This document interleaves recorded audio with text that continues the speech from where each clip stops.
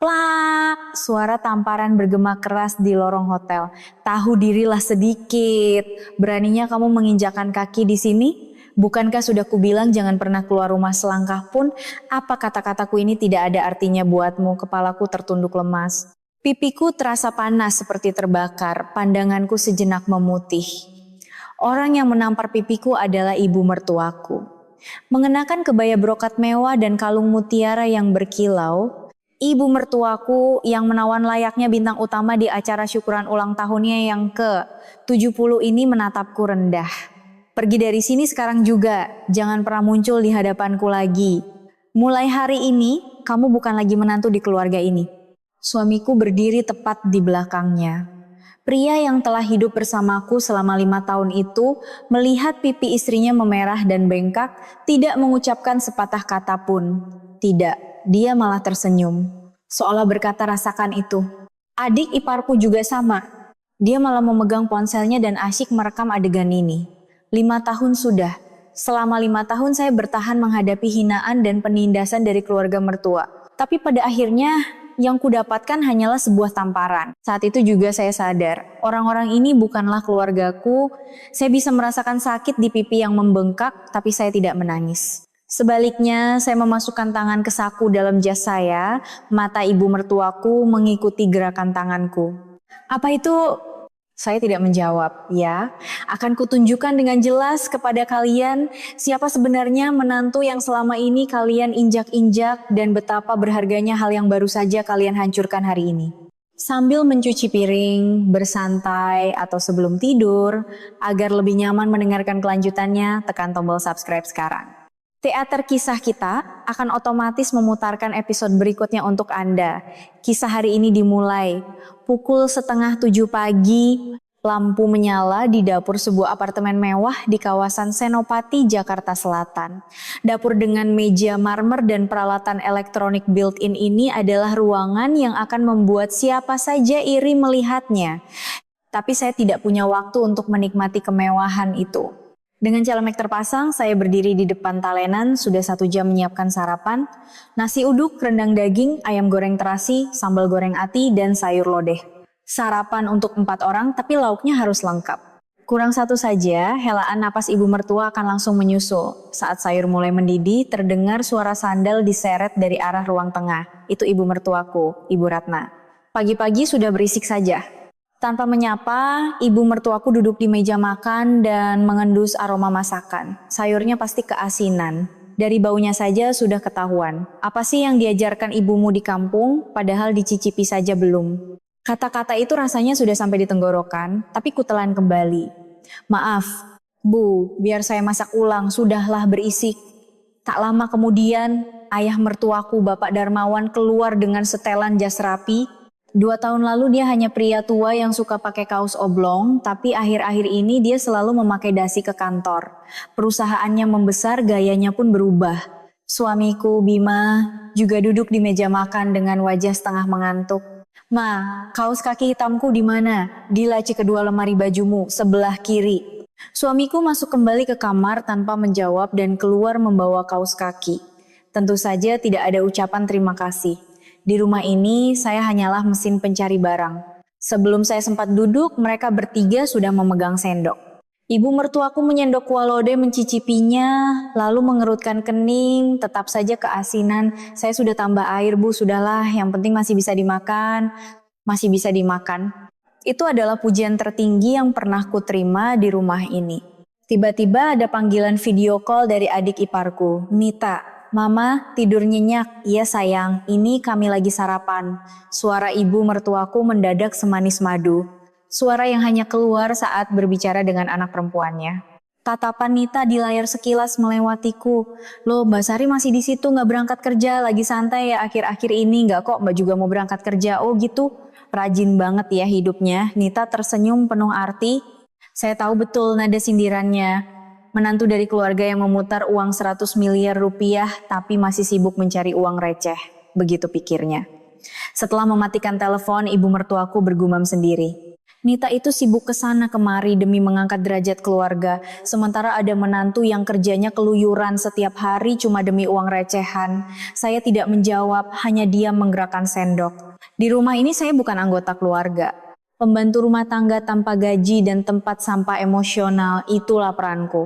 Setelah sarapan selesai dan mereka bertiga pergi, saya mengumpulkan piring kotor dan berdiri di depan wastafel.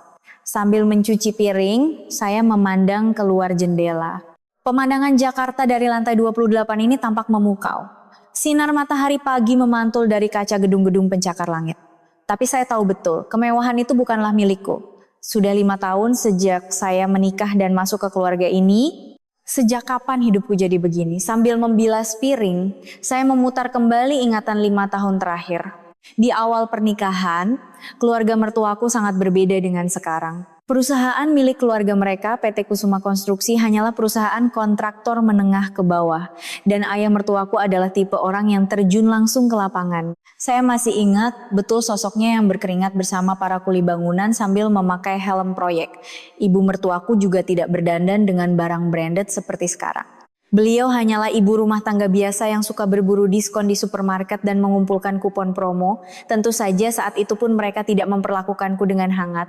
Hubungan kami canggung. Saat lebaran tiba dan saya memasak dengan susah payah, reaksi mereka hanya datar, terima kasih sudah repot.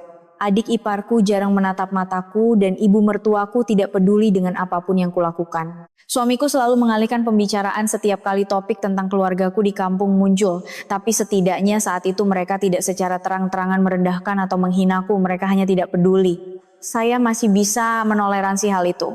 Saya selalu menghibur diri, berpikir bahwa seiring berjalannya waktu, ikatan kami akan tumbuh. Suamiku juga sama. Kemesraan masa pacaran memudar drastis setelah menikah, tapi setidaknya dia masih punya sopan santun. Kalau saya lembur dan pulang malam, dia akan bertanya, "Sudah makan?" Dan kadang di akhir pekan kami masih pergi menonton bioskop bersama. Tapi semuanya berubah 2 tahun lalu. Suatu malam saat makan malam, ayah mertuaku tiba-tiba mengumumkan sesuatu. Perusahaan kita baru saja mendapat suntikan dana 100 miliar. PT Kusuma Konstruksi menerima investasi sebesar 100 miliar rupiah. Tanpa tahu dari mana asal uang itu, ayah mertuaku menyombongkan diri. Mereka pasti melihat kehebatanku dalam berbisnis. Keluarga mertuaku sama sekali tidak penasaran dari mana asal dana investor anonim tersebut. Mereka percaya penuh bahwa itu adalah hasil dari kehebatan mereka sendiri. Begitu uang masuk, keluarga mertuaku berubah drastis. Alih-alih menggunakan dana investasi untuk mengembangkan perusahaan, mereka mulai menghamburkannya untuk gaya hidup mewah. Pertama-tama mereka pindah rumah. Dari sebuah rumah tua yang sempit di pinggiran Depok ke apartemen mewah di Senopati. Ibu mertuaku menjadi pelanggan VIP di berbagai butik mall kelas atas dan mulai mengganti tas Hermes dan Chanel-nya setiap musim. Lemari pakaiannya dipenuhi baju-baju seharga puluhan juta dan jari-jarinya penuh dengan cincin berlian. Ayah mertuaku membeli 3 keanggotaan klub golf elit sekaligus dan dengan alasan menjamu klien, dia menghabiskan setiap malam di klub malam mewah. Namanya juga pebisnis, harus seperti ini, begitu alasan yang selalu diucapkannya.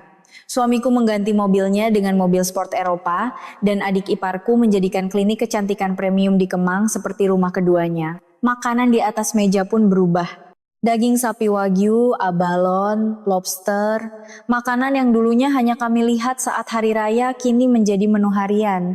Tentu saja yang harus memasaknya adalah saya. Ibu mertuaku selalu mengawasi, jangan sampai merusak bahan mahal ini, masak yang benar.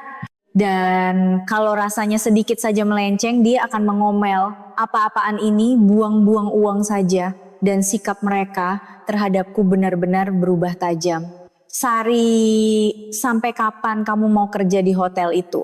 Suatu malam saat makan malam, ibu mertuaku tiba-tiba bertanya, "Saya mau lanjut terus, Bu."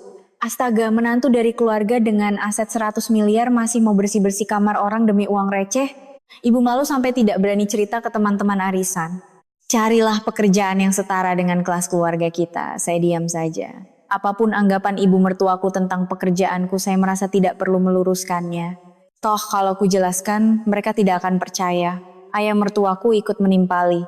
Iya, untuk apa menantu perempuan repot-repot kerja, lebih baik urus rumah yang benar. Akhir-akhir ini masakanmu agak kurang memuaskan, maafkan saya, Pak. Suamiku tidak mengatakan sepatah kata pun. Melihat istrinya direndahkan di depan mata, dia hanya sibuk mengganti saluran TV. Seolah-olah itu bukan urusannya. Sejak hari itu, perlakuan keluarga mertuaku semakin terang-terangan merendahkan. Ibu mertuaku mulai memanggilku Heh atau kamu. Heh, buatkan kopi. Kamu, bawa bajuku ke laundry. Heh, pel lantai depan. Seperti majikan yang menyuruh asisten rumah tangga yang digajinya. Kadang saya bingung apakah saya ini anggota keluarga atau karyawan yang dipekerjakan di rumah ini.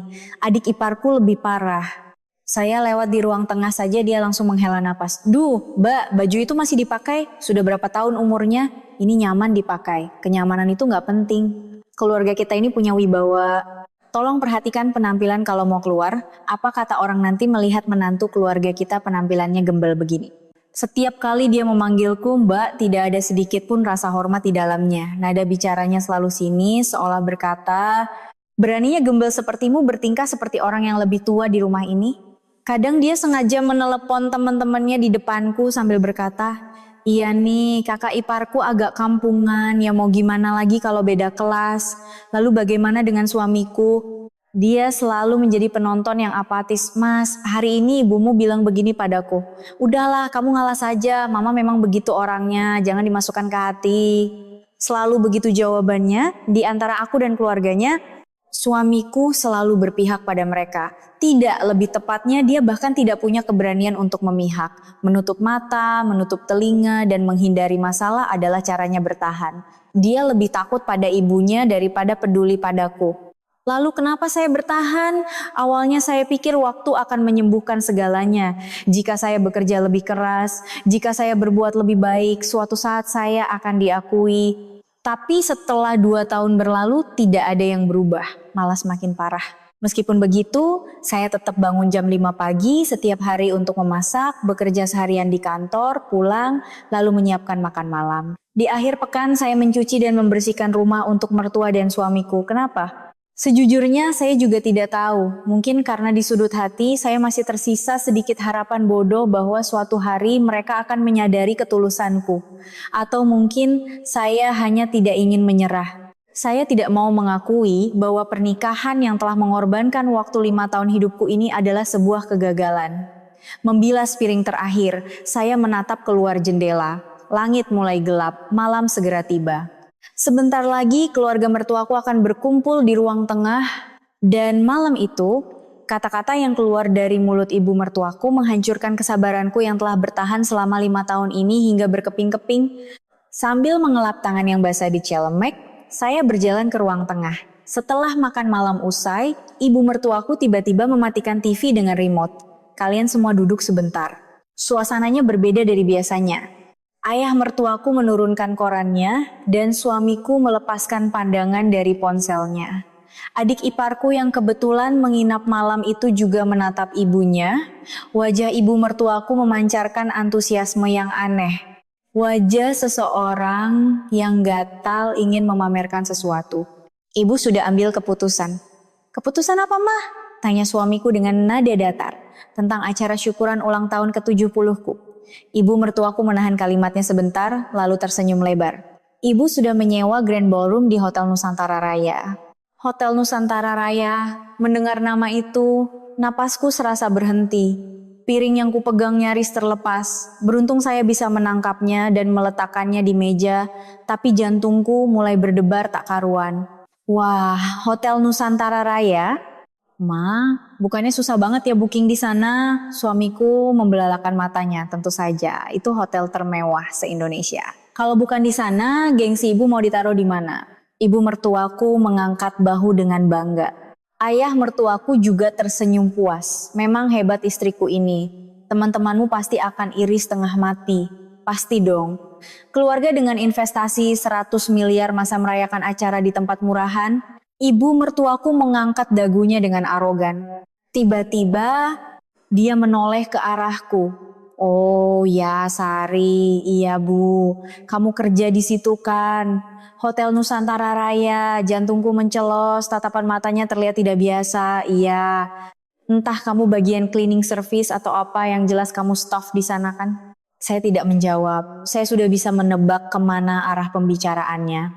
Dan benar saja, kata-kata selanjutnya persis seperti dugaanku. Jadi begini, ibu mertuaku menatap lurus ke mataku. Kamu tidak usah datang hari itu. Maksud ibu, ke acara ulang tahunku. Kamu tidak perlu datang. Ayah mertuaku dan suamiku diam saja. Wajah mereka tampak menganggap itu adalah hal yang sangat wajar. Dan hari itu kamu tidak usah masuk kerja. Suara ibu mertuaku menjadi lebih dingin. Di hari bahagiaku, kalau ada karyawan yang menyapamu, apa jadinya kalau sampai para tamu melihat dan berpikir, oh ternyata menantu keluarga ini cuma babu di hotel ini, mau ditaruh di mana mukaku? Kalau sampai gosip menyebar bahwa menantuku kerjanya ngepel lantai hotel, aku tidak akan sanggup menanggung malunya. Saya menggigit bibir kuat-kuat, menahan semua kata yang sudah mendesak di tenggorokan. Bu, tapi kalau menantu tidak datang di acara ulang tahun ibu mertuanya. Sudah, jangan banyak alasan. Tidak ada kamu juga tidak masalah. Ibu mertuaku mengibaskan tangannya. Ibu jujur saja ya, kamu itu tidak pantas berada di keluarga ini. Keluarga kaya dengan aset 100 miliar, punya menantu yang kerjanya cuma bersih-bersih hotel, ibu malu memamerkanmu di depan orang. Hari itu teman-teman arisan ibu dan rekan bisnis Kusuma Konstruksi akan datang semua. Kalau ketahuan kamu kerja di sana, hancur wibawa keluarga kita. Nita ikut menyela. Bener tuh, Mak. Kalau Mbak Sari datang malah bikin malu. Teman-temanku juga pada datang loh. Masa kakak iparku kelihatan bawa-bawa kain pel di depan mereka, mau ditaruh di mana mukaku. Nita melirikku dan mendengus sinis. Udah di rumah aja Mbak, jangan datang terus ngerusak suasana. Ibu mertuaku mengangguk. Betul kata Nita, kamu istirahat saja di rumah. Toh kalau kamu datang, apa yang bisa kamu lakukan? Mau melayani tamu ambilkan nasi, di mata ibu mertuaku terlihat jelas rasa jijik dan malu yang tulus terhadap keberadaanku. 5 tahun hidup bersama, tapi saya tetaplah orang yang tidak pantas di keluarga ini. Jadi hari itu mengurung dirilah di rumah. Jangan keluar, nanti kalau ketemu tetangga malah jadi bahan omongan. Kata-kata itu menancap di dadaku seperti paku. 5 tahun saya bangun subuh untuk memasak, mencuci, membersihkan rumah, pergi bekerja dan pulang untuk menyiapkan makan malam. Tapi bagi ibu mertuaku, saya hanyalah aib keluarga. Saya menatap suamiku, tolonglah bicara sepatah kata saja, istrimu dihina seperti ini, apa kamu akan diam saja? Suamiku menghindari tatapanku. Dengan canggung dia menggaruk lehernya, lalu mengambil remote TV dan berkata, udahlah, mending kamu ngalah biar mama tenang. Tahu diri saja. Istrinya diusir dari acara keluarga dan tanggapannya hanya tahu diri. Saya sadar, saya tidak bisa lagi mengharapkan apapun dari pria ini. Satu lagi, ibu mertuaku menambahkan, jangan sampai kamu menghubungi ibumu di kampung dan menyuruhnya datang. Mengerti? Maksud ibu? Nenek-nenek dari kampung yang kerjanya cuma bertani tahu apa soal acara mewah. Kalau datang malah bikin suasana canggung, jangan panggil dia dan bikin kacau. Ibu mertuaku nyaris tidak pernah bertemu dengan ibuku. Hanya sekali saat pernikahan kami. Saat itu pun dia hanya berkomentar, oh jauh-jauh dari kampung ya, dan mengabaikannya. Sejak itu setiap lebaran dia melarangku mudik dengan alasan kita sibuk, dan kalau ibuku ingin mampir ke Jakarta dia selalu menolak dengan alasan rumah kita sempit. Bagi ibu mertuaku, keluargaku di kampung hanyalah aib yang menurunkan gengsinya. Petani tua dari kampung. Hanya itulah identitas ibuku di mata ibu mertuaku. Baiklah Bu, saya menundukkan kepala. Saya tidak punya kata-kata lagi untuk diucapkan. Saya membawa piring kotor kembali ke dapur. Tanganku yang meletakkan piring di wastafel bergetar. Entah ini amarah atau kesedihan yang menyatu, yang jelas dadaku sesak hingga sulit bernapas. Dari ruang tengah terdengar suara ceria ibu mertuaku. Aduh, harus cepat-cepat susun daftar tamu nih. Direksi Kusuma Konstruksi, teman-teman klub golf, ibu-ibu sosialita VIP. Saya mengelap tangan yang basah di celemek dan menatap keluar jendela. 5 tahun. Selama 5 tahun saya menahan dan menahan diri. Tapi hari ini, satu kalimat dari ibu mertuaku telah memutus sesuatu di dalam diriku. Karena malu, mengurung dirilah di rumah. Saya melepaskan celemekku perlahan. Malam itu, suamiku mendengkur di sebelahku. Istrinya baru saja dihina habis-habisan, tapi dia bisa tidur dengan nyenyak tanpa beban. Saya memandangi wajahnya cukup lama sebelum akhirnya bangkit dari kasur dalam diam. Menahan suara langkah, saya menuju walk-in closet, menutup pintu dan menyalakan lampu. Di sudut paling ujung lemari, tempat yang tidak pernah disentuh oleh suami atau keluarga mertuaku, saya mengulurkan tangan. Sebuah sarung pelindung baju berwarna hitam berada di genggamanku. Saat resletingnya diturunkan, sebuah setelan jas wanita berwarna navy gelap menampakkan wujudnya. Setelan jas custom made jahitan tangan desainer Italia, dari garis bahu hingga setiap detail jahitannya begitu sempurna. Baju ini jauh lebih mahal dari tas-tas branded yang dikoleksi ibu mertuaku. Dari saku dalam jas itu saya mengeluarkan sebuah kartu kecil. General Manager Hotel Nusantara Raya, Sari Kirana.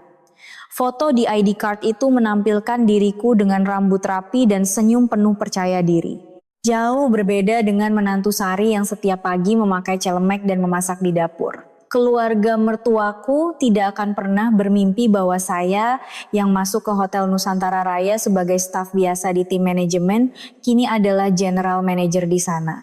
12 tahun begadang membuat laporan bergaji, pergi studi banding ke luar negeri dan menangani ratusan tamu VIP. Menjadi GM di hotel termewah se-Indonesia di usia 35 tahun bukanlah hal yang diraih dengan mudah. Ibu mertuaku mengira saya bekerja sebagai tukang sapu di hotel. Kenyataannya berbanding terbalik, ratusan karyawan melapor padaku dan saya bertanggung jawab atas omset ratusan miliar rupiah setiap tahunnya. Dan ada satu hal lagi, ibuku yang diremehkan sebagai petani kampung oleh mereka bernama Ibu Gayatri. Beliau adalah pendiri dan komisaris utama dari Nusantara Group. Mengelola 4 anak perusahaan besar, Hotel Nusantara Raya, Mall Nusantara, Resor Nusantara, dan Nusantara Konstruksi. Jika dihitung kapitalisasi pasarnya, PT Kusuma Konstruksi bahkan tidak ada seujung kukunya. Tentu saja akan menjadi kebohongan jika kukatakan posisiku saat ini tidak ada hubungannya dengan pengaruh ibuku. Ibuku sepanjang hidupnya diganggu oleh orang-orang yang mengendus kekayaannya. Dikhianati oleh sahabat, didekati pria-pria yang hanya mengincar harta, hingga kerabat yang berebut warisan. Karena itu, ibuku ingin pernikahanku didasari oleh cinta sejati pada karakter pasangannya, sehingga beliau menyembunyikan identitas aslinya rapat-rapat. Bukan karena kamu putri keluarga konglomerat, tapi carilah orang yang mencintai Sari apa adanya. Itulah harapan ibuku. Melihat keadaanku sekarang, sayangnya harapan itu tidak berjalan sesuai rencana. Tapi jika mertuaku tahu identitas asli ibuku, entah berapa banyak permintaan tidak masuk akal yang akan mereka ajukan padaku. Saat ini ibuku menyerahkan operasional kepada eksekutif profesional dan menikmati masa tuanya dengan bertani di desa tenang di Magelang. Tapi beliau tetaplah pemilik sah yang tidak pernah absen dalam keputusan-keputusan krusial yang menentukan nasib perusahaan. Pemilik aset ratusan triliun yang cukup menghadiri satu rapat direksi untuk menggerakkan pasar, memakai sepatu bot karet, dan mengurus kebun sayurnya. Saya mengambil ponsel dan menelepon ibuku. Belum 2 kali berdering, ibuku sudah mengangkatnya. Sari, ada apa nak malam-malam begini? Suara ibuku bukanlah logat nenek-nenek kampung seperti biasanya. Itu adalah nada bicara yang dalam dan berat, nada seorang pemimpin perusahaan yang telah berkuasa selama puluhan tahun. Bu, ibu mertuaku mau merayakan syukuran ke-70-nya di Hotel Nusantara Raya. Hotel Nusantara Raya? Suara ibu terhenti sejenak. Di hotel kita? Iya. Beliau sewa grand ballroom, saya mengatur napas sejenak lalu melanjutkan. Tapi bu, beliau melarangku datang, melarangku masuk kerja juga. Katanya malu kalau sampai ketahuan tamu bahwa menantunya cuma karyawan di situ. Beliau menyuruhku mengurung diri di rumah karena malu. Dari seberang telepon, saya bisa mendengar embusan napas ibuku menjadi berat. Apa katamu? Beliau juga melarangku mengundang ibu. Katanya nenek-nenek kampung yang bertani datang cuma bikin malu dan merusak suasana. Keheningan yang panjang menyelimuti. Ibuku perlahan membuka suara. Sari, iya bu. Lalu apa rencanamu? Saya menggenggam erat ID cardku. 5 tahun sudah. Bertahan memasak sejak subuh, tersenyum meski dihina, menelan sendiri ketidakpedulian suami. Selalu berharap semua akan berubah, berharap akan diakui jika berusaha lebih keras. Saya telah membohongi diri sendiri selama ini. Tapi hari ini, kalimat karena malu, mengurung dirilah di rumah meruntuhkan seluruh pertahananku. Saya akan masuk kerja di hari ulang tahun itu, Bu. Suaraku telah berubah, tidak ada lagi getaran atau keraguan. General Manager tidak mungkin absen di acara VIP. Terdengar suara tawa pelan ibuku dari seberang telepon. Bagus, memang harus begitu. Dan Bu, saya menatap lurus mataku sendiri di cermin. Sudah waktunya sandiwara 5 tahun ini diakhiri. Ibu mengerti, Sari. Suara ibuku menjadi lebih rendah. Ibu juga ada yang harus dipersiapkan. Telepon terputus. Saya menggantung setelan jasku di samping kasur. Besok pagi, saya akan memakai baju ini dan pergi bekerja. Akan kutunjukkan pada mereka siapa sebenarnya menantu babu yang selama ini mereka hina. Hari H, acara syukuran, keluarga mertuaku berangkat dari rumah pagi-pagi sekali. Ibu mertua pamit pergi ke salon sejak subuh, disusul ayah mertua dan suamiku yang beralasan harus memeriksa persiapan di hotel. Tidak ada satupun yang berpamitan padaku. Tentu saja hari ini saya dianggap tidak ada. Setelah memastikan pintu depan tertutup rapat, saya masuk ke walk-in closet. Setelan jas yang kusiapkan semalam sudah menggantung rapi. Saya melepaskan celemekku secara perlahan dan mengambil jas tersebut, mengancingkan blus satu persatu, memakai jas dan berdiri di depan cermin. Orang asing berdiri di cermin itu, ini bukan orang asing. Inilah diriku yang sebenarnya. Identitas asli Sari Kirana yang kusembunyikan selama 5 tahun. Bukan menantu yang selalu menunduk dan berkata maafkan saya, tapi General Manager Sari Kirana yang memimpin ratusan karyawan. Saya duduk di meja rias dan mulai berdandan. Wajah yang biasanya hanya dipoles BB cream seadanya, kini kuratakan dengan foundation sempurna, mempertegas garis mata dan mengoleskan lipstik merah menyala. Warna lipstik yang pasti akan membuat ibu mertuaku mengomel, menantu macam apa dandannya menor begitu. Rambutku yang biasanya diikat asal, kini disanggul rapi dan elegan layaknya eksekutif. Sosok di cermin perlahan berubah menjadi seorang general manager. Terakhir, saya mengalungkan ID card di leherku. General Manager Hotel Nusantara Raya, Sari Kirana. Persiapan selesai. Saya keluar dari apartemen tanpa menoleh ke belakang sedikit pun. 5 tahun masa perbudakanku di rumah ini berakhir hari ini. Saya memesan taksi Silverbird menuju Hotel Nusantara Raya. Jalanan Jakarta melintas di balik jendela. Biasanya saya ke kantor naik Transjakarta atau MRT, tapi hari ini berbeda. Gedung Hotel Nusantara Raya mulai terlihat. Bangunan 52 lantai yang menjulang menembus langit ibu kota. Dinding kaca luarnya memantulkan sinar matahari pagi dengan menyilaukan. Di dalam sanalah acara ulang tahun ibu mertuaku akan segera digelar dan saya akan berada di sana dalam wujud yang sangat tidak diinginkan oleh ibu mertuaku. Taksi berhenti di lobi utama. Saat pintu terbuka dan saya turun, doorman yang mengenaliku tampak terkejut lalu membungkuk dalam. Selamat pagi Ibu GM pagi. Saya mengangguk ringan dan berjalan menuju pintu putar.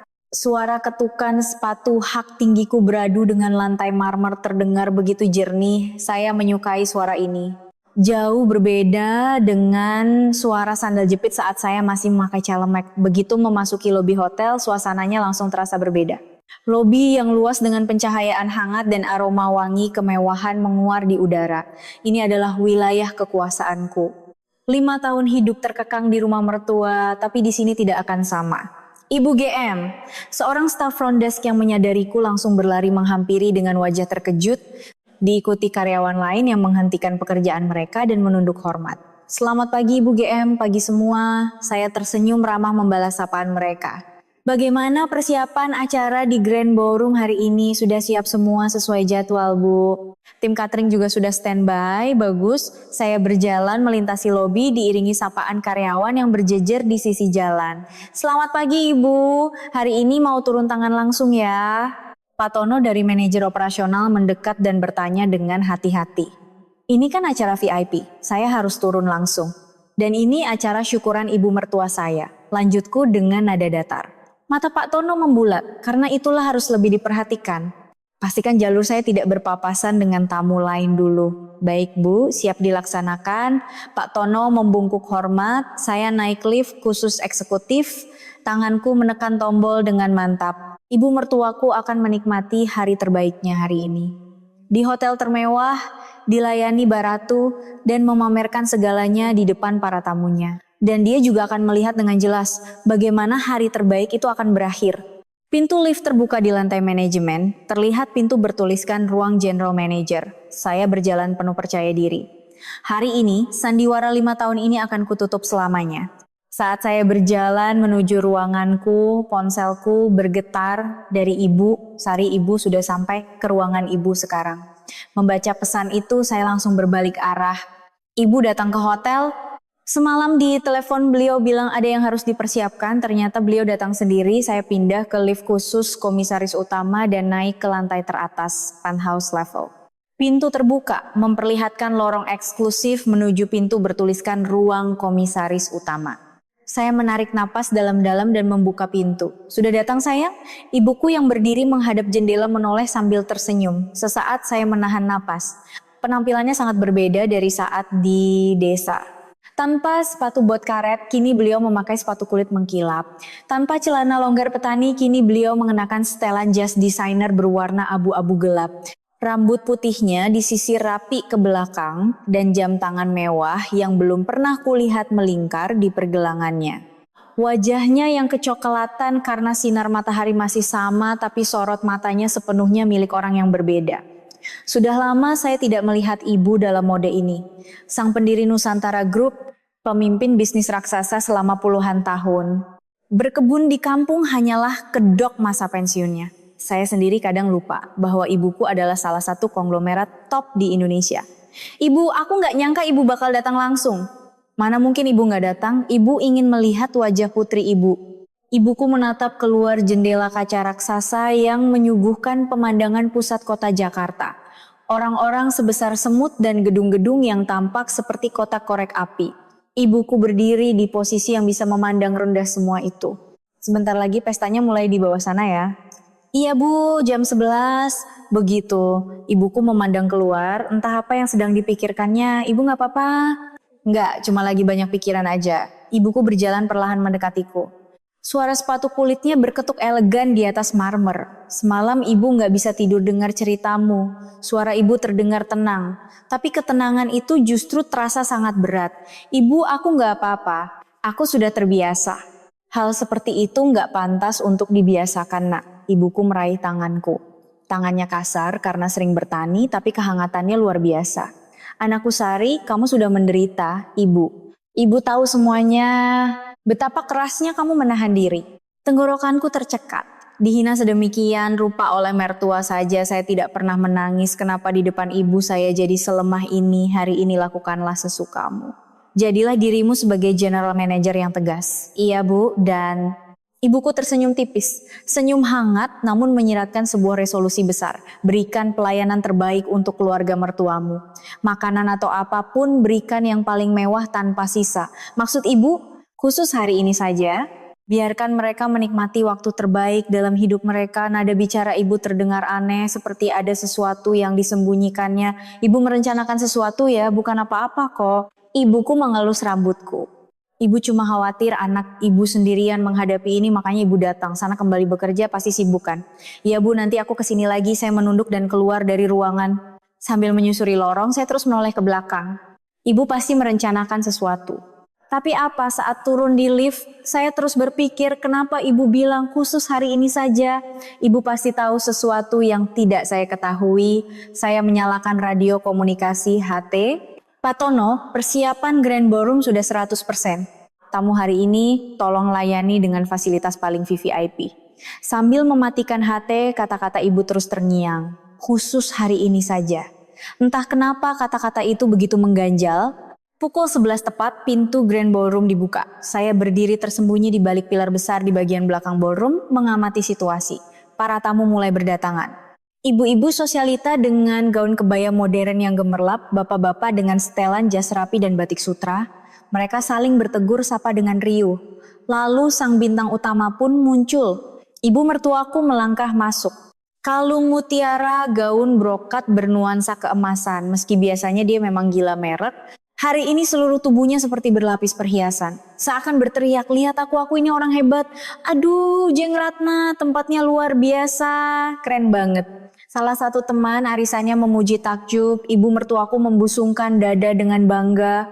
Iya dong, anakku Bima yang booking. Untuk keluarga sekelas kami, ini sih perkara kecil. Wah, Kusuma Konstruksi memang lagi naik daun ya. Pastinya dong, kami kan keluarga dengan investasi 100 miliar. Mana mungkin merayakan di tempat murahan. Ibu mertua aku tertawa puas, tapi ku dengar sewa di sini mahal banget loh. Apalagi sekelas Grand Ballroom. Ah, uang mah nggak usah dipikirin. Kalau ada ya dipakai saja. Suamiku juga bilang, mumpung aku ulang tahun ke-70, harus dikasih yang paling spesial.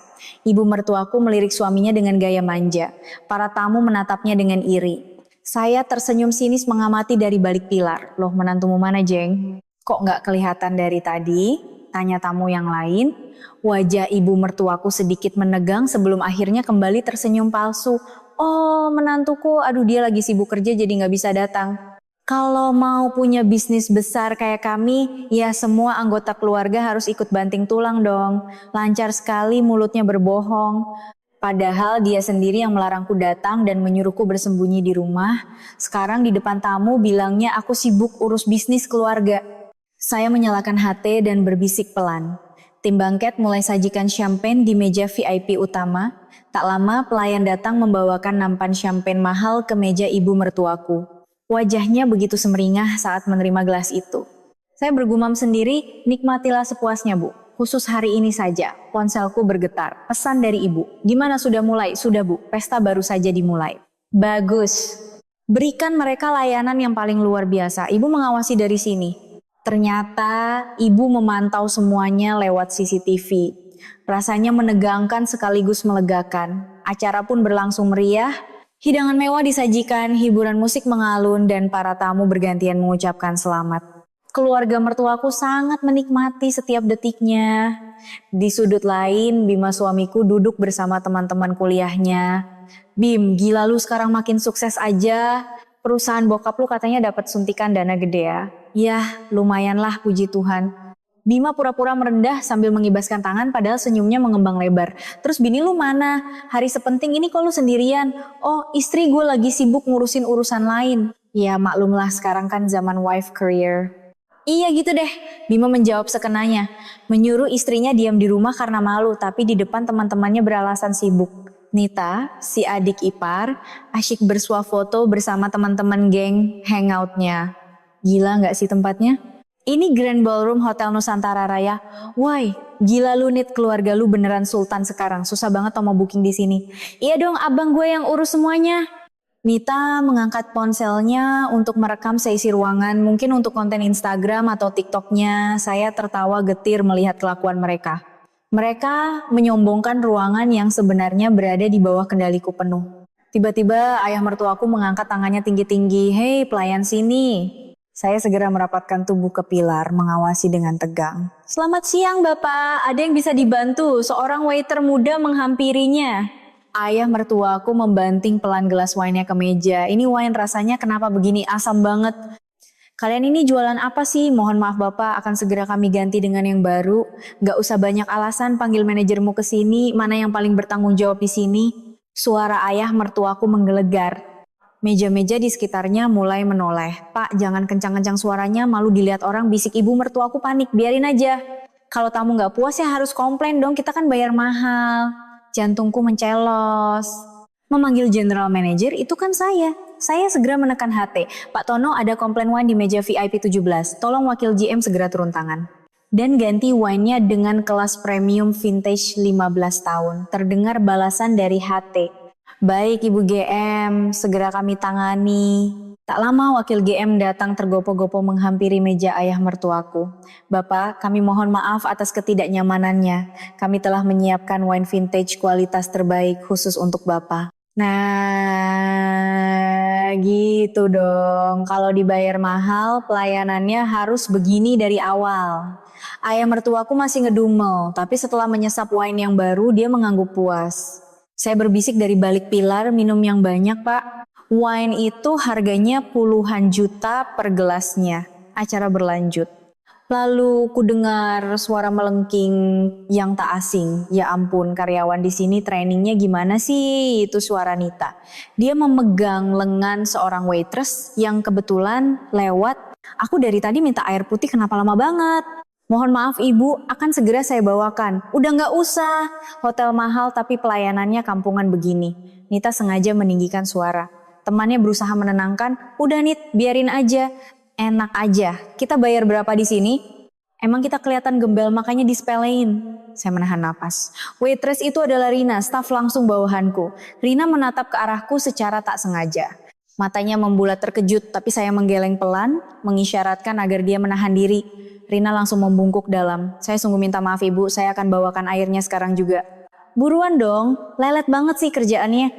Nita mengibaskan tangannya dan kembali duduk sambil mengomel pada teman-temannya. Rina berjalan mendekat ke arah pilarku. Wajahnya memerah. Ibu GM maafkan saya, seharusnya saya lebih sabar. Tidak apa-apa Rina, kamu sudah melakukan yang terbaik. Khusus hari ini tolong tahan sedikit ya, baik bu. Rina menunduk dan pergi, saya menatap tajam ke arah Nita. Dia kembali tertawa lepas dengan teman-temannya, seolah tidak terjadi apa-apa setelah membentak karyawanku, sungguh keluarga yang luar biasa kejam. Ponselku bergetar lagi. Dari ibu lihat semuanya. Tahan emosimu, waktunya akan tiba. Saya mengepalkan tangan. Harus bersabar, waktunya belum tiba, pesta mendekati acara puncaknya. Keluarga mertuaku berada di atas panggung, menerima tepuk tangan meriah dari para tamu dengan senyum lebar. Ibu mertuaku mengambil mic. Bapak-bapak dan ibu-ibu sekalian, terima kasih banyak sudah hadir di acara syukuran ulang tahun saya ini. PT Kusuma Konstruksi bisa sampai di titik ini semua berkat dukungan Anda sekalian. Tepuk tangan bergemuruh. Kedepannya, Kusuma Konstruksi akan tumbuh lebih besar lagi. Mohon doanya selalu. Saya terus mengawasi dari balik pilar. Mereka pasti merasa ini adalah puncak kejayaan hidup mereka. Menerima pujian dan sanjungan bertingkah layaknya sultan sungguhan. Tapi mari kita lihat, berapa lama kemewahan palsu itu akan bertahan. Entah kenapa perkataan ibu, khusus hari ini saja, mulai masuk akal bagiku. Saya mengambil HT. Tim bangket, siapkan layanan hidangan penutup sekarang. Keluarkan yang paling premium.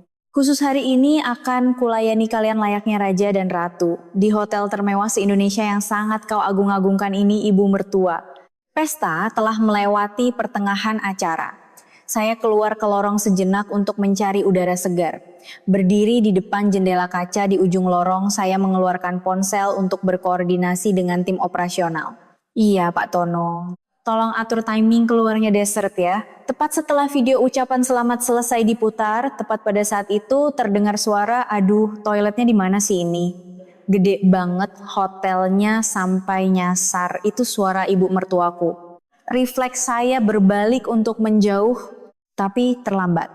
Ibu mertua, suamiku, dan Nita sedang berjalan ke arahku menyusuri lorong panjang itu. Sepertinya mereka keluar beramai-ramai mencari toilet. Mata ibu mertuaku langsung menangkap sosokku. Langkahnya terhenti. Waktu seolah membeku. Saya pun ikut membeku. Lorong ini buntu, tidak ada jalan untuk kabur karena mereka memblokir satu-satunya akses kembali ke ballroom. Mata ibu mertuaku membelalak lebar. Keterkejutan di wajahnya dengan cepat berubah menjadi amarah. Wajahnya memerah padam. Kamu, ibu mertuaku maju selangkah. Ujung gaun brokat mahalnya menyapu karpet tebal hotel. Sedang apa kamu di sini? Bu, saya. Kamu gila ya? Suara ibu mertuaku melengking memecah keheningan lorong. Saya menoleh ke sekeliling, untung saja tidak ada tamu lain di lorong VIP ini. Apa kata-kataku tadi malam cuma angin lalu? Kan sudah kubilang jangan datang. Berani-beraninya kamu menampakkan wajahmu di sini. Bu, tolong pelankan suara ibu. Pelankan suara? Kamu berani memerintahku sekarang? Ibu mertuaku melangkah maju hingga jarak kami sangat dekat. Nita memindai penampilanku dari atas ke bawah dengan sinis. Ya ampun, Mbak Sari pakai baju apaan tuh? Nita mendengus jijik menatap setelan jasku lalu menggelengkan kepala. Pasti beli barang KW murahan di Mangga 2 biar kelihatan kayak tamu elit ya. Bener-bener bikin malu baju ini. Alah nggak usah bohong. Paling juga sewa di salon pinggir jalan atau beli bekas di online shop kan? Nita menunjuk-nunjuk lengan jasku seolah menyentuh barang najis. Suamiku tiba-tiba mencengkeram lenganku dengan kasar. Kamu beneran udah gila ya? Mas, lepasin tanganmu. Kamu mau bikin mama jantungan? Pulang sekarang. Cengkeraman Bima semakin menguat, terasa sakit, tapi aku tidak mengubah ekspresi wajahku. Kubilang lepaskan. Kamu sadar gak sih apa yang lagi kamu lakuin? Bima menggertakkan gigi. Ini acara ulang tahun mama, acara sekali seumur hidup. Kalau kamu di sini dan bikin malu, hancur semua acaranya. Aku di sini sedang bekerja. Kerja apaan? Tukang pel. Bima tertawa meremehkan. Ibu mertuaku berdiri menghalangiku. Dasar babu bersih-bersih kamar, berani-beraninya mengacaukan pestaku. Bu, saya bukan cleaning service. Hah, terus apa? Tukang cuci piring, tukang rapiin kasur. Ibu mertuaku mencibir. Mau kerja apa juga sama aja. Intinya kamu cuma jongos di hotel ini kan? Saya menutup mulut rapat-rapat. Bicara kebenarannya pun percuma. Mereka tidak akan percaya. Ibu mertuaku menunjuk ke sudut lorong yang gelap. Sana sembunyi di pojokan. Apa? Sembunyi di pojokan sana. Jangan sampai kelihatan batang hidungmu. Suaranya semakin tinggi. Saya mundur selangkah. Bu, tolong dengarkan penjelasan saya. Gak ada yang perlu didengarkan. Apapun alasanmu aku gak peduli. Ibu mertuaku menunjuk wajahku tepat di depan hidung. Kamu sadar gak sih seberapa malunya aku? Kalau sampai ada yang tahu menantuku kerjanya ngepel lantai di sini, mau ditaruh di mana mukaku, hah? Ibu mertua, dari awal kamu memang gak pantas masuk keluargaku. Anak petani miskin dari kampung kok bisa-bisanya masuk ke keluarga elit.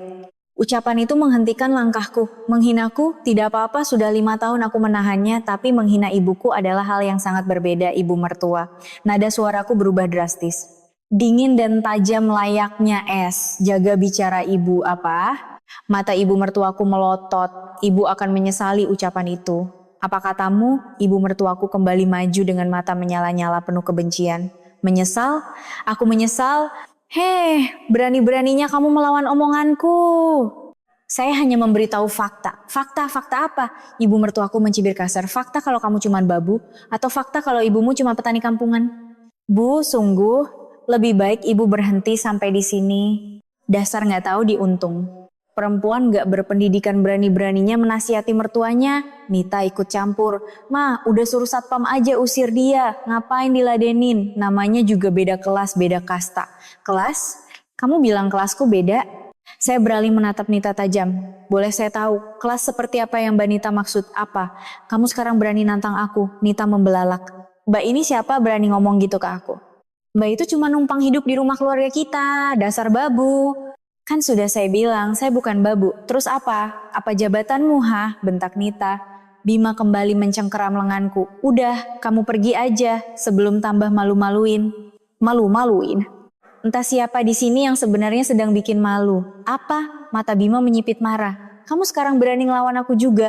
Bukan melawan, aku cuma bicara fakta. Fakta apa? Bima memuntir lenganku. Sakit, tapi aku tak mengalihkan pandanganku sedetik pun darinya.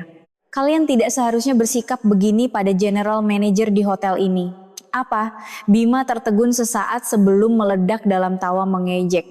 Hah, general manager? Gila ya kamu. Kamu ngaku-ngaku jadi general manager, bener? Kalau mau bohong, yang masuk akal dikit napa? Siapa yang bakal percaya? Ibu mertuaku kembali menyela. Udahlah Bim, jangan didengerin, dia udah gila makanya ngelantur. Saya nggak gila bu. Diam, teriak ibu mertuaku keras. Kalau kamu general manager, berarti aku presiden RI.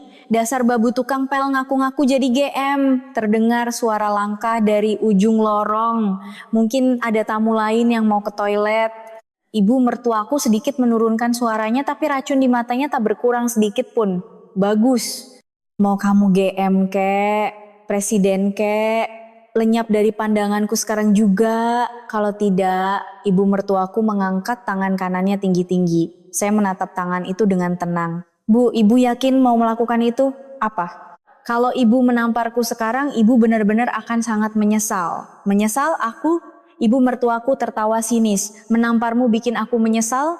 Ini namanya memberi pelajaran buat orang rendahan yang gak tahu sopan santun. Saya menatap matanya dalam-dalam. Ini peringatan terakhir saya. Kembalilah ke ballroom sekarang. Nikmati sisa pestanya. Apa? Kalau ibu kembali sekarang, saya akan anggap tidak pernah terjadi apa-apa di sini. Wajah ibu mertuaku berkerut emosi. Beraninya kamu ngancam aku? Ini bukan ancaman, ini nasihat bu. Nasihat, babu berani menasihati nyonyanya. Ibu mertuaku menggertakkan gigi. Oke. Kalau itu maumu, aku juga punya cara. Sorot matanya memancarkan aura membunuh. Saya sadar saat itu juga semuanya sudah terlambat untuk diperbaiki. Tepat ketika dia hendak mengayunkan tangannya, ponselku berbunyi. Di layar tertera nama ibu, refleks saya mengangkatnya. Iya bu, satu kalimat itu mengubah segalanya. Ibu mertuaku menghentikan tangannya di udara. Dia menoleh perlahan menatapku. Apa katamu? Saya tering. Apa katamu? Saya terus memegang ponsel sambil menatapnya. Saya tidak tahu apa yang salah. Tadi kamu bilang apa? Ibu mertuaku mendekat. Kamu bilang ibu. Ibumu yang di kampung itu? Iya, kenapa rupanya kamu diam-diam hubungin ibumu ya? Suaranya mulai gemetar karena marah. Jangan-jangan kamu nyuruh ibumu yang kampungan itu datang ke sini? Bukan begitu, Bu. Ibu cuma... Kubilang jangan bawa dia ke sini. Teriak ibu mertuaku lepas kendali. Jangan bawa orang kampungan ke pestaku. Nanti suasananya jadi bau lumpur. Bu, ibuku bukannya. Sudah, cukup. Ibu mertuaku mengibaskan tangannya brutal. Kamu berani-beraninya melanggar perintahku dan datang ke sini. Dan sekarang kamu mau bawa ibumu yang udik itu. Saya nggak menyuruhnya datang, beliau sendiri yang... Perkataanku terputus. Bagaimana cara menjelaskannya? Ibuku sudah ada di sini, di penthouse hotel ini. Pemilik hotel ini adalah ibuku. Kalaupun aku bilang, apa mereka akan percaya? Tiba-tiba ibu mertuaku merampas ponsel dari tanganku. Bu, sini kulihat rencana busuk apa yang kalian bicarakan. Ibu mertuaku memelototi layar ponselku. Panggilan sudah terputus. Apa-apaan ini? Kenapa riwayat teleponmu banyak sekali dengan ibumu? Dia men-scroll log panggilanku. Ibu. Oh, pantas saja. Selama ini kamu diam-diam mengadu sama ibumu ya? Menjelek-jelekan ibu mertuamu, menjelek-jelekan Nita. Makanya ibumu meremehkanku, kan saya nggak pernah melakukan itu. Bohong. Ibu mertuaku membanting ponselku ke lantai keras-keras. Prang! Layarnya pecah berkeping-keping. Ibu, saya menatap ponselku yang hancur dengan pandangan kosong. 5 tahun ini kamu pasti udah lapor macam-macam ke ibumu kan? Mertuaku jahat, iparku jahat. Berani sekali kamu mengkhianati kami dari belakang. Sudah kubilang bukan begitu. Diam. Ibu mertuaku melangkah tepat di depanku. Matanya merah menyala. Kamu sudah menghancurkan hari terbaik dalam hidupku. Bu, tolong tenang dulu. Tenang, bagaimana bisa aku tenang? Suaranya nyaris serak. Ini ulang tahun ke-70ku. Sekali seumur hidup. Tapi kamu datang dan menghancurkan segalanya. Saya nggak melakukan apapun. Plak. Suara tamparan itu terdengar lebih dulu sebelum rasa sakitnya menjalar. Kepalaku terpelanting ke samping. Pipiku terasa panas dan perih. Telingaku berdenging hebat. Ibu mertuaku menampar wajahku dengan keras di lorong hotel, menampar menantunya hanya karena dia muncul di acara ulang tahunnya. Waktu terasa berhenti. Lorong itu seketika sunyi senyap. Suamiku dan Nita hanya diam membeku. Perlahan saya memalingkan wajah kembali ke depan. Di mata ibu mertuaku masih tersirat hasrat untuk menamparku sekali lagi, lenyap dari pandanganku sekarang juga. Suaranya mendesis penuh kebencian. Mulai hari ini kamu bukan menantuku lagi. Pergi dari rumahku. Suamiku berdiri melipat tangan di dada. Istrinya dipukul di depan mata tapi dia sama sekali tidak berniat melerai. Wajahnya malah menunjukkan kepuasan. Nita juga sama. Ujung bibirnya menyunggingkan senyum tipis. Saya menatap mereka bertiga lekat-lekat. 5 tahun. 5 tahun saya bangun subuh, menanak nasi, menahan makian dan tersenyum meski direndahkan. Berharap suatu hari nanti mereka akan menerimaku sebagai keluarga sesungguhnya. Tapi bagi orang-orang ini saya tidak pernah dianggap keluarga sejak awal. Pipiku berdenyut nyeri. Tapi anehnya, tak ada setetes pun air mata yang jatuh. Sebaliknya, saya merasakan ikatan terakhir di dalam hatiku terputus. Tali kesabaran yang kupegang erat selama 5 tahun ini putus seketika. Baiklah, ini adalah akhir perjalananku dengan kalian. Tak ada lagi penyesalan. Tak ada lagi sepercik harapan yang tersisa. Selamat tinggal keluarga mertuaku. Keheningan mencekam menyelimuti lorong. Saya tidak memegangi pipiku yang ditampar. Saya juga tidak menangis. Dengan tenang, saya merapikan kerajas jahitanku. Menyelipkan rambut yang berantakan ke belakang telinga. Ibu mertuaku menatapku lekat-lekat. Mungkin dia mengira saya akan menangis terseduh-seduh dan memohon ampun padanya. Tapi aku tidak melakukannya. Saya menarik napas dalam-dalam, lalu menghembuskannya perlahan, dan aku membuka mulutku. Begitu ya? Suaraku terdengar berbeda, sangat berat, tenang dan penuh otoritas. Suara yang tak pernah sekalipun kukeluarkan selama 5 tahun terakhir. Ibu bilang saya bukan menantu ibu lagi kan? Ekspresi ibu mertuaku sedikit goyah. Kalau begitu, sekarang saya akan bertindak sesuai dengan peran asliku. Apa? Ibu mertuaku berkedip bingung. Peran asli? Emang peran aslimu apa? Bima juga mengernyit heran. Kamu ngomong apa sih? Alih-alih menjawab, saya memasukkan tangan ke saku dalam jas, mengeluarkan benda logam dingin, sebuah master key atau kunci master. Kunci mutlak yang bisa membuka seluruh ruangan dan fasilitas di Hotel Nusantara Raya, benda yang hanya boleh dipegang oleh seorang general manager. Mata ketiga orang itu terpaku pada kunci tersebut. Apaan tuh? Tanya Nita sinis. Saya tidak menjawab dan merogoh saku lainnya mengeluarkan sebuah radio komunikasi, HT hitam dengan logo Hotel Nusantara Raya terpampang jelas. Kamu dapat dari mana barang itu? Bima maju selangkah. Kamu mau bikin ulah apa lagi? Kamu nyolong barang itu ya? Saya menatap wajah suamiku. Pria yang hidup bersamaku selama 5 tahun. Suamiku sendiri di matanya aku hanyalah seorang pencuri. Tawa kecil meluncur dari bibirku. Nyolong katamu, kalau bukan nyolong terus apa? Bima mengulurkan tangannya kasar, siniin. Balikin sebelum ketahuan dan kamu di penjara. Saya mundur selangkah dengan tenang, jangan sentuh. Apa? Ini milik saya. Mata Bima membulat, ibu mertuaku kembali menyela kasar. Cepet kasihin barang itu, gara-gara kamu keluarga kita bisa masuk penjara, kena kasus pencurian. Masuk penjara bikin malu. Saya menatap tajam ke mata ibu mertuaku. Bu, rasa malu yang sebenarnya baru akan dimulai sekarang. Apa? Wajahnya mengkerut emosi, dasar anak kurang ajar, saya bukan babu hotel, kan tadi sudah saya bilang. Saya memotong ucapannya dengan tegas. Ibu mertuaku kehilangan kata-kata dan hanya mendelik padaku. Selama 5 tahun ini saya diam, tapi sekarang biar saya beritahu kebenarannya, saya mengangkat master key itu tinggi-tinggi. Kunci ini adalah kunci yang hanya boleh dipegang oleh General Manager Hotel Nusantara Raya. Hening. Keluarga mertuaku berdiri mematung. Dan HT ini. Saya mengangkat radio komunikasi. Ini adalah saluran khusus General Manager untuk memberi perintah langsung pada seluruh staf hotel ini. Kamu udah gila ya? Ngomong apaan sih? Nita tergagap. Bahasa di General Manager gak masuk akal.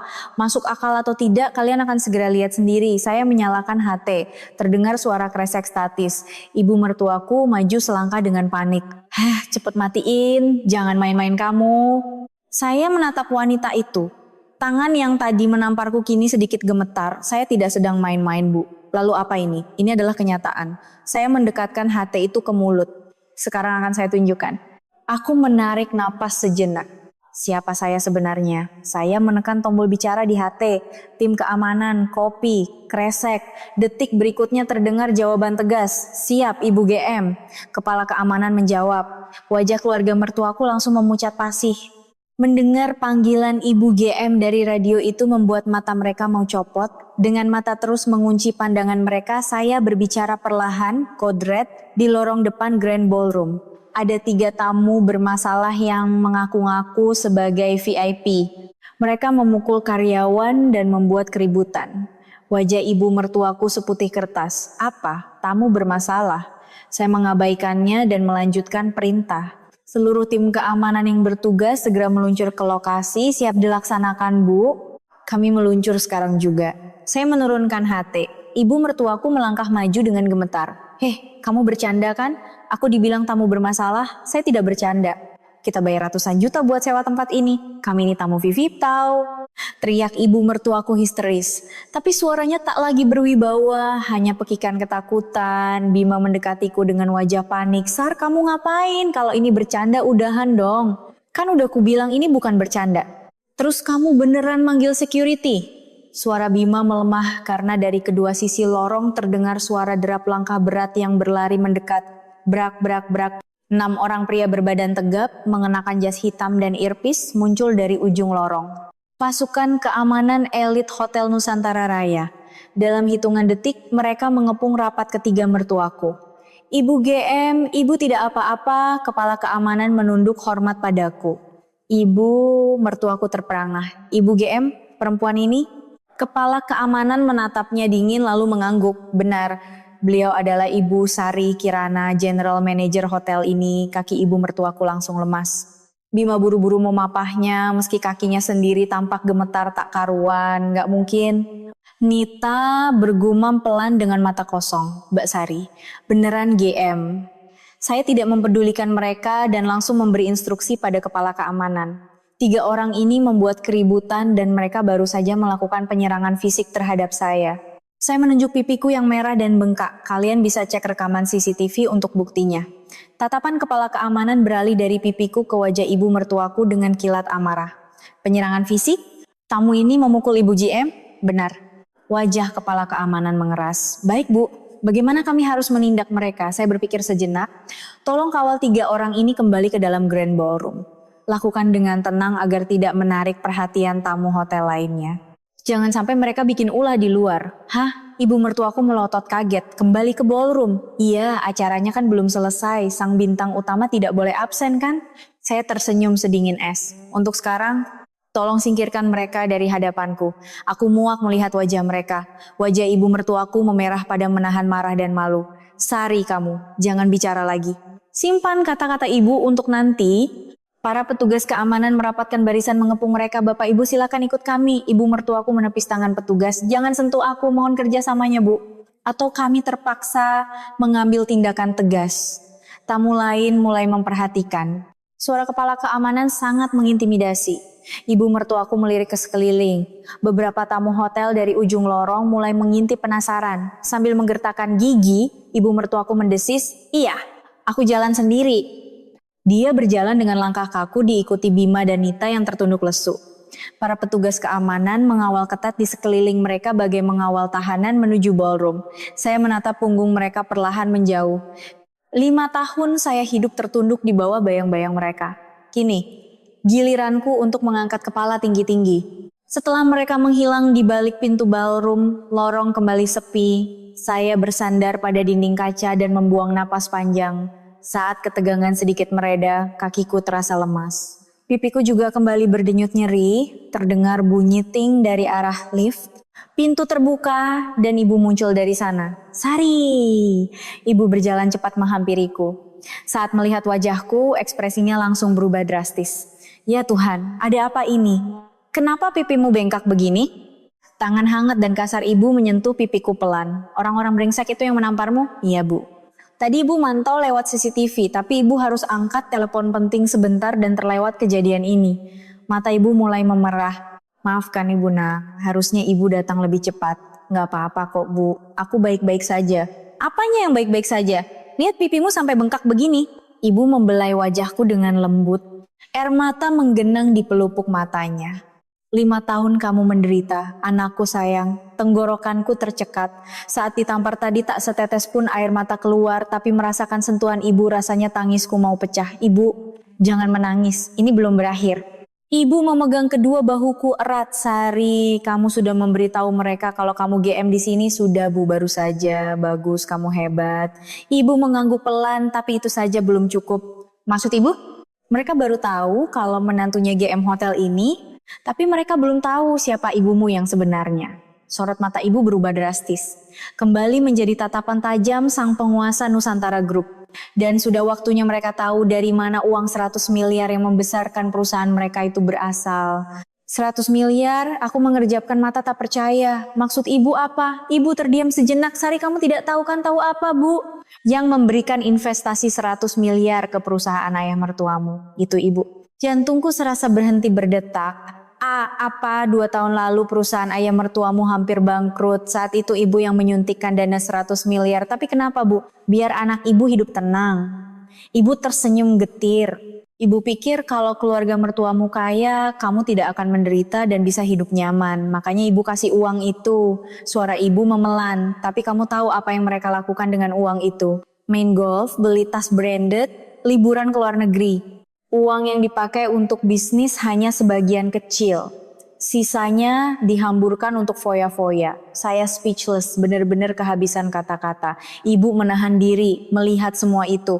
Asalkan putri ibu bahagia, ibu biarkan saja.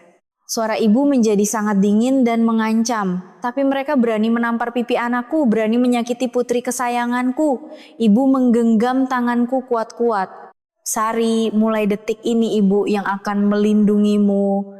Genggaman tangannya menguat. Ayo kita masuk ke ballroom. Saya menatap ibuku, api amarah berkobar di matanya.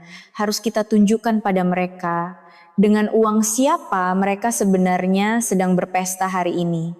Ibu melangkah lebih dulu. Saya mengikutinya di belakang. Langkah kakiku menuju ballroom tidak terasa berat sama sekali, malah terasa sangat ringan. Ini waktunya mengakhiri semuanya. Pintu ballroom terbuka lebar. Ibu dan aku melangkah masuk berdampingan. Seketika semua mata tertuju pada kami, suasana di dalam masih sangat riuh. Tamu-tamu asyik makan, musik mengalun dari panggung. Keluarga mertuaku duduk kaku di meja VIP utama. Mereka berempat termasuk ayah mertua berkumpul di sana. Mereka pasti sedang mati-matian berakting seolah tak terjadi apa-apa agar tak ketahuan tamu undangan. Begitu melihatku masuk, wajah ibu mertuaku langsung menegang.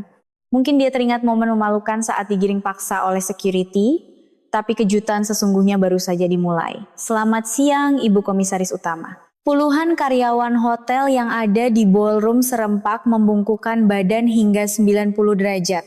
Selamat siang, Ibu General Manager. Kehebohan tamu seketika terhenti. Semuanya terdiam dan menatap kami dengan syok. Komisaris Utama, General Manager. Mendengar gelar itu, wajah keluarga mertuaku berubah pucat pasi seperti mayat. Ayah mertuaku langsung melompat berdiri dari kursinya. Komisaris Utama, dia, tatapan ayah mertuaku tertuju pada ibuku. Besan kampungnya yang biasanya menanam sayur, kini berdiri dalam balutan jas elit dan dipanggil dengan sebutan Komisaris Utama atau Chairman. Ibu mertuaku juga ikut berdiri gemetar. Nenek kampung itu Komisaris Utama, lalu dia menatapku. Saya hanya diam tanpa ekspresi, ibu melangkah pelan namun penuh wibawa mendekati meja utama. Saya membuntutinya. Bisik-bisik para tamu mulai terdengar. Itu siapa sih? Itu Ibu Gayatri, bos besar Nusantara Group. Hah? Pemilik hotel ini? Tapi kok beliau datang ke acara ini? Ibu berhenti tepat di hadapan mertuaku. Lama tidak berjumpa, besan. Ayah mertuaku berbicara dengan nada bergetar parah. Besan. Ini maksudnya apa, Komisaris Utama? Perkenalkan, saya Gayatri, pemilik sekaligus Komisaris Utama Nusantara Group. Wajah ayah mertuaku kehilangan seluruh aliran darahnya. Nusantara Group yang punya hotel ini, mall, resort, benar, itu semua milik saya, jawab ibu dengan nada santai namun mematikan. Kaki ibu mertuaku gontai nyaris ambruk. Gak mungkin. Jadi selama ini keluarga asli Sari, ibu menoleh menatapku sejenak lalu kembali pada mereka dan putriku Sari adalah general manager yang memimpin hotel ini. Otot wajah ibu mertuaku seperti lumpuh. Ibu maju selangkah lagi. Telunjuknya menunjuk tepat ke wajahku yang bengkak. Tapi Besan, bisa jelaskan apa ini maksudnya? Kenapa pipi anak saya bengkak seperti ini? Ibu mertuaku tersentak kaget dan mundur selangkah. Itu. Kudengar tadi di lorong ada yang menamparnya. Menampar anak saya? Nada suara ibu merendah dan berubah mematikan. Berani sekali tangan kotor kalian menyentuh putri kesayanganku. Para tamu terkesiap ngeri. Wajah ibu mertuaku memerah pada menahan malu yang luar biasa. Itu karena Sari yang lebih dulu. Lebih dulu apa? Apa kesalahan anak saya? Bentak ibu memotong ucapannya. Di acara ulang tahun mertuanya dia disuruh jangan datang. Itu belum cukup kalian menamparnya karena dia datang. Mulut ibu mertuaku tertutup rapat tak bisa menjawab. Kini ibu menatap tajam ayah mertuaku. Pak Darmawan, 2 tahun lalu perusahaan Anda mendapat suntikan dana investasi 100 miliar rupiah kan? Bola mata ayah mertua nyaris keluar. Bagaimana Anda? Dana itu dari perusahaan investasi asing kan? Perusahaan investasi itu milik saya. Ayah mertuaku seolah tersambar petir di siang bolong. Hah? Investasi 100 miliar di PT Kusuma Konstruksi. Itu murni uang pribadi saya. Ballroom menjadi hening mencekam. Ribuan pasang mata menahan napas menyaksikan drama ini. Uang itu saya berikan agar putri saya bisa hidup nyaman. Pikiran sempit saya mengira, kalau mertuanya kaya, anak saya tidak akan disiksa. Ibu tersenyum sinis. Tapi apa yang kalian lakukan dengan uang itu? Ayah mertuaku tak bisa mengucapkan sepatah kata pun. Mulutnya menganga bisu, main golf, beli barang branded, jalan-jalan ke luar negeri kan. Saya sudah mengecek pembukuannya, dana yang benar-benar dipakai untuk proyek sangat kecil, itu. Semua itu masih saya toleransi. Mata ibu menajam bagai mata pisau. Tapi kalian berani mengusir anakku, menyuruhnya diam di rumah karena kalian malu punya menantu pegawai hotel. Dan puncaknya, kalian menamparnya, besan. Ini pasti ada salah paham. Salah paham, potong ibu keras. Apanya yang salah paham? Saya lihat dengan mata kepala saya sendiri di CCTV. Tubuh ibu mertuaku limbung. Bima berusaha memapahnya, tapi wajah pria itu sendiri sudah sepucat mayat. Ibu mengeluarkan sebuah map dokumen dari balik jasnya. Saya bawa salinan kontrak investasinya. Perlukah saya bacakan pasal 7? Dengan suara bergetar dan gigi gemeretak, ayah mertua bertanya, "Pak, pasal 7? Apabila ditemukan tindakan penghinaan yang parah atau kekerasan fisik terhadap investor maupun pihak yang berafiliasi dengan investor, maka pihak investor berhak menarik seluruh dana investasi secara sepihak seketika itu juga dan mengambil tindakan hukum."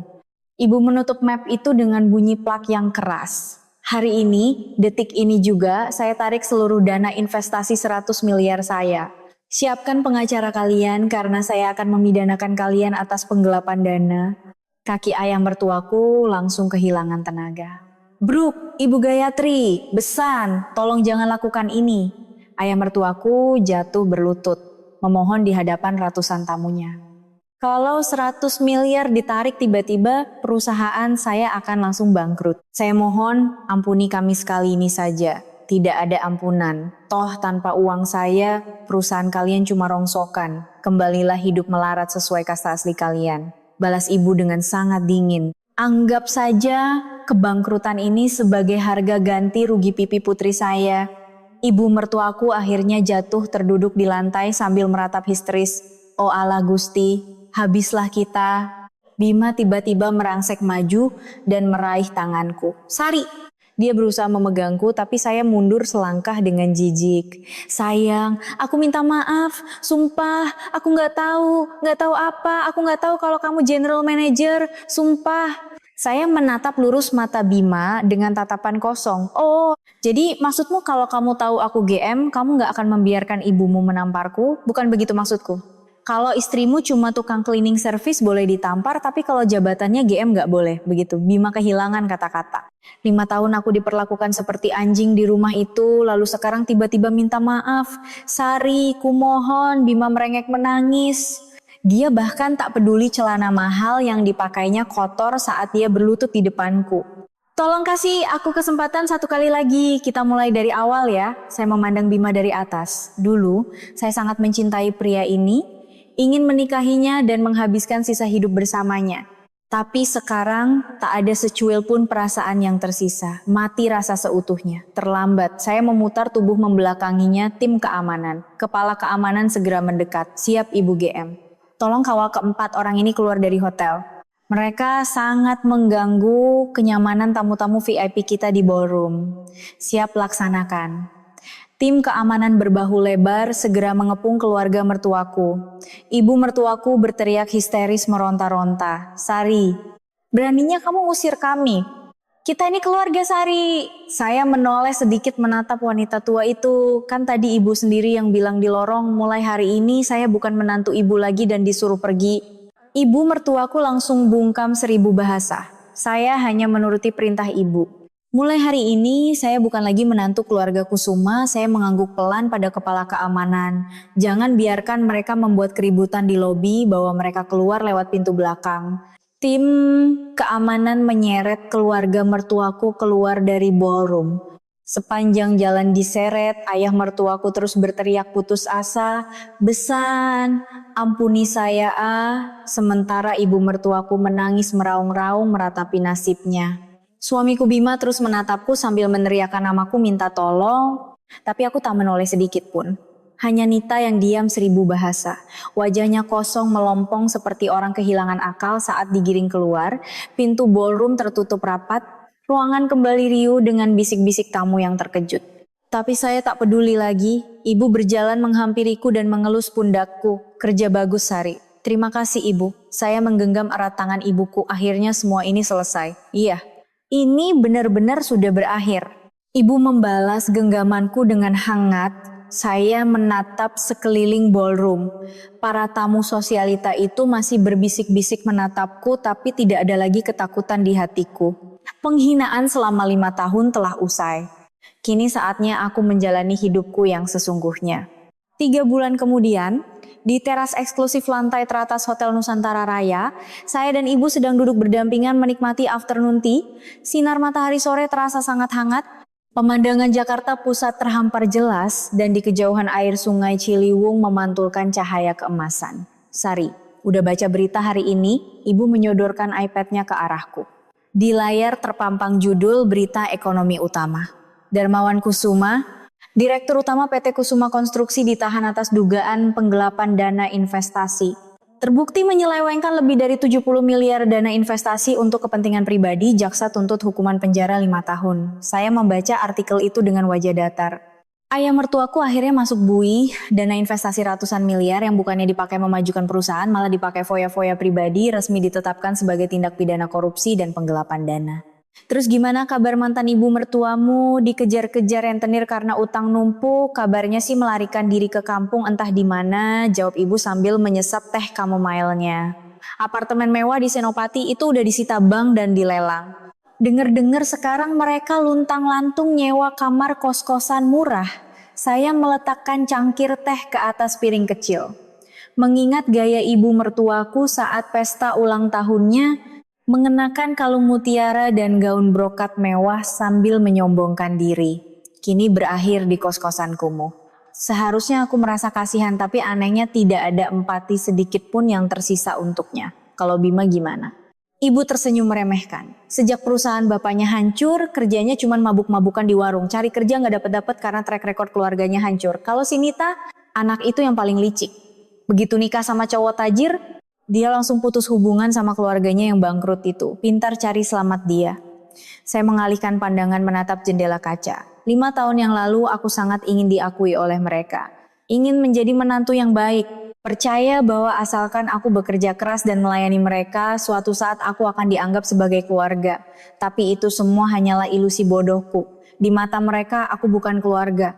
Hanya alat pembantu gratisan yang mudah dimanfaatkan. Kamu menyesal?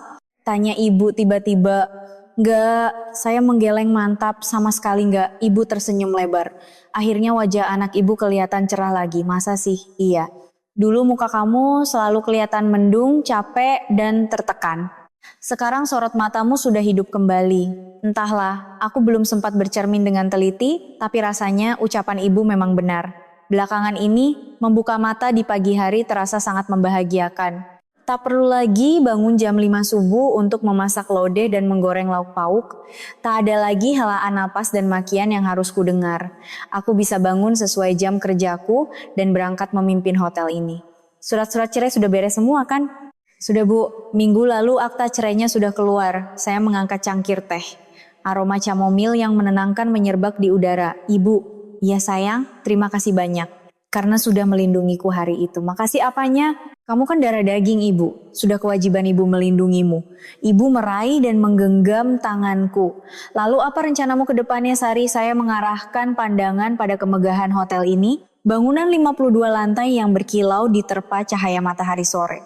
Tempatku mengabdi selama 12 tahun, tempat yang kini menjadi tanggung jawabku seutuhnya. Aku akan terus bekerja, Bu. Sebagai general manager, iya, masih banyak target yang harus kucapai di hotel ini.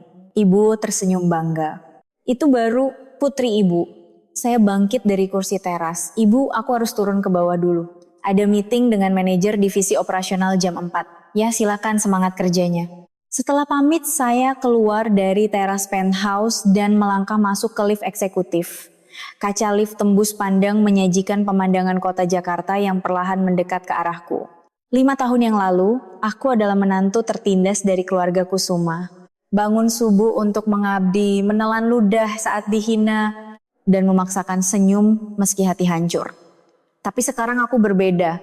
Aku adalah Sari Kirana, General Manager Hotel Nusantara Raya, pemimpin dari ratusan staf profesional, eksekutif yang mengelola perputaran uang triliunan rupiah, dan penerus sah dari Nusantara Group.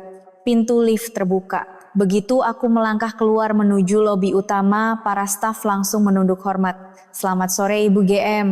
Saya tersenyum cerah dan membalas sapaan mereka dengan tulus. Selamat sore semua, selamat bertugas. Saya berjalan mantap menuju pintu utama hotel. Cahaya mentari sore membanjiri lobi melewati pintu kaca raksasa. Dengan langkah penuh percaya diri dan kepala tegak, aku melangkah maju. Kini, aku akan menjalani hidupku yang sesungguhnya. Sampai disinilah kisah saya. 5 tahun bukanlah waktu yang singkat. Setiap hari terbangun jam 5 pagi. Memasak tanpa henti saat lebaran tiba, melayani mereka seperti babu, namun yang kudapat hanyalah cacian bahwa aku selalu kurang di mata mereka. Meski begitu, saya bertahan. Berharap ketulusan akan berbuah manis dan aku diakui sebagai keluarga sesungguhnya. Tapi balasannya hanyalah tamparan keras di wajah. Di detik itu, aku tersadar. Aku tak pernah dianggap keluarga. Hanya seseorang yang mudah disuruh-suruh dan diinjak-injak. Apakah ada di antara kalian pendengar yang memiliki pengalaman serupa denganku? Mungkin sedang terjadi saat ini atau mungkin sudah menjadi luka di masa lalu. Saya berharap kisah saya ini bisa memberikan sedikit rasa lega, kepuasan, dan keberanian bagi kalian yang mendengarkan. Kini, saya sudah merdeka dan menjalani hidupku sendiri. Bangun pagi dengan bahagia dan berangkat untuk melakukan pekerjaan yang sangat kucintai. Terlihat biasa saja, tapi bagiku ini adalah segalanya. Terima kasih banyak telah meluangkan waktu mendengarkan kisah saya hari ini.